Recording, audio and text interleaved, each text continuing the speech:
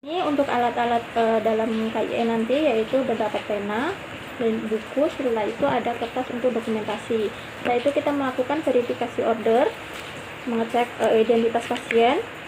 Setelah itu juga menyiapkan alat lagi. Permisi. Iya, silakan masuk Ibu. Silakan Mas, silakan duduk Mbak. Ya. Selamat pagi Ibu. Ya Ibu, perkenalkan nama saya Nur Fitriani. Saya bidan di BPM ini yang bertugas pada siang hari ini ya Bu ya. Sebelumnya ada yang bisa saya bantu? Saya ingin gatel-gatel ya Bu ininya Bu, selangkangannya. Oh ya, baik. Nanti di sini saya akan melakukan tindakan, yaitu saya memberikan KIE tentang personal hygiene pada saat menstruasi. Prosedurnya nanti saya akan menjelaskan dari pengertian, setelah itu sampai ke dampak.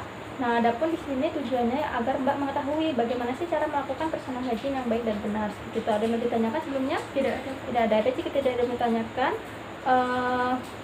di sini sebelum saya melakukan tindakannya, di sini saya ingin mendata identitas Mbak terlebih dahulu ya.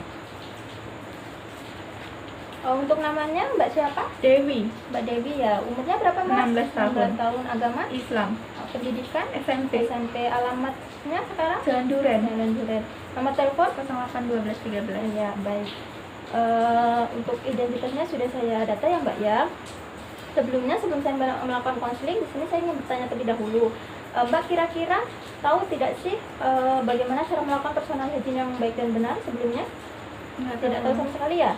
Baik, di sini dari pengertiannya itu personal hygiene personal hygiene yang baik dan benar pada saat menstruasi, yaitu merupakan upaya atau tindakan untuk memelihara kesehatan dan ataupun upaya atau tindakan untuk menjaga kebersihan alat kewanitaan kita, terutama pada saat menstruasi. Nah, di sini ada pun faktornya faktornya Mbak. Di sini yang pertama ada faktor penampilan, di mana seseorang itu dapat dilihat dari dapat menggambarkan bagaimana seseorang tersebut dalam personal hygiene-nya. Setelah itu di sini ada faktor yang mempengaruhi kelompok sosial, di mana terdapat kelompok-kelompok sosial yang dapat mempengaruhi personal hygiene seseorang tersebut. Dan juga bagi anak-anak yang dimanja dalam kebersihan dirinya, itu juga mereka mengalami perubahan dalam perilaku higienisnya seperti itu. Setelah itu ada faktor ekonomi, di mana faktor ekonomi ini juga mempengaruhi jenis dan tingkatan personal hygiene seseorang. Karena waktu saat kita melakukan personal hygiene itu kan kita membutuhkan seperti sabun, setelah itu sampo dan juga alat-alat mandi lainnya. Apabila keadaan ekonominya tidak memungkinkan, mereka tidak dapat membeli barang-barang tersebut, sehingga personal hygiene-nya kurang maksimal seperti itu. Setelah itu ada faktor pengetahuan tentang menstruasi, di mana pengetahuan seseorang juga dilihat bagaimana cara mereka personal hygiene-nya.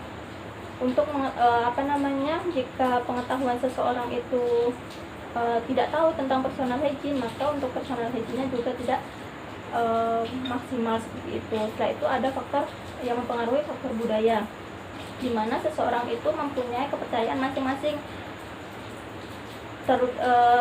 terutama juga untuk personal hygiene-nya seperti itu. Setelah itu ada faktor kebiasaan seseorang itu memiliki pilihan dalam kebersihan dirinya, seperti kapan mereka mau mandi ataupun kapan mereka ingin membersihkan dirinya. Itu merupakan sebuah pilihan bagi mereka. Setelah itu ada faktor kondisi fisik, di mana kondisi fisik yang tidak memungkinkan atau kondisi fisik Mbak sedang sakit, itu untuk personal hygiene-nya juga tidak maksimal. Mereka membutuhkan bantuan seseorang untuk dapat membantu personal hygiene dengan maksimal seperti itu. Setelah itu ada indikator yang mempengaruhi. Di sini ada yang pertama itu ada kebersihan kulit dan juga wajah, di mana wajah itu kan juga bagian badan yang sangat sensitif, terutama bagi remaja putri, karena pada saat menstruasi itu kebanyakan remaja putri mengalami timbulnya jerawat. Nah, itu disebabkan karena peningkatan kelenjar subseus yang meningkat, sehingga produksi keringat juga meningkat. Setelah itu ada kebersihan rambut. Nah, kebersihan rambut ini juga harus diperhatikan. untuk rambut kepala, biasanya kulit kepala kita kan mengeluarkan minyak dan juga keringat. Nah, apabila tidak dibersihkan dapat menyebabkan timbulnya ketombe dan juga mikroorganisme lainnya. Nah, setelah itu ada juga kebersihan untuk rambut alat kemaluan kita. Nah, itu juga harus dibersihkan dengan cara dicukur ataupun dikerok. Jangan dicabut, karena kalau dicabut itu dapat menyebabkan masuknya bakteri ataupun kuman dalam bekas cabutannya itu. Setelah itu ada kebersihan bagian tubuh dan juga organ genitalia. Nah, pada saat cuaca panas itu kan tubuh kita mengeluarkan keringat. Nah, itu apabila tidak dibersihkan itu badan kita akan lengket dan juga menimbulkan bau serta menimbulkan penyakit. Cara membersihkannya yaitu dengan cara kita dengan mandi air yang bersih dan juga menggunakan sabun. Setelah itu ada kebersihan pakaian kita sehari-hari. Nah, pakaian kita sehari-hari juga diperhatikan, terutama pakaian dalam. Gunakan pakaian dalam yang longgar dan juga mudah menyerap keringat, karena kalau memakai pakaian dalam yang ketat itu dapat menyebabkan pori-pori di alat kewanitaan kita sulit untuk mendapatkan oksigen, sehingga dapat menyebabkan kelembapan dan dapat menimbulkan adanya jamur. Setelah itu ada pergantian pembalut juga. Nah, pergantian pembalut ini juga harus diperhatikan, karena pada saat menstruasi itu darah kita kan akan keluar. Nah, apabila tidak diganti itu dapat menyebabkan bertumpuknya bakteri ataupun kuman di pembalut kita. Dan ganti pembalut minimal 4-5 kali dalam sehari, seperti itu. Setelah itu ada juga, nah, setelah itu bagaimana sih cara melakukan personal hygiene yang benar terutama pada saat menstruasi? Yang pertama itu bersihkan bagian wajah itu minimal 2 kali sehari. Setelah itu bersihkan rambut kepala dengan cara keramas, yaitu sekali dalam 2 hari. Setelah itu mandi dengan air bersih dan juga sabun.